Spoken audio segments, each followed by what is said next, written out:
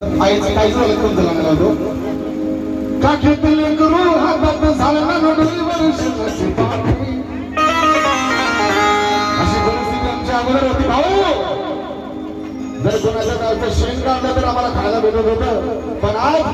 बाबासाहेबांच्या जन्मानंतर संविधानाने जो अधिकार दिला तो आम्ही आज वासवान अधिकारी होऊ शकतो म्हणून अरे का किती करू हातातून झालं ना डोईवर शिरची पाठी कपड्याला लटताना खरगता बघता प्रचिती होती मोठी लय खुशी होती पण आता नया विमान नया बाप्पा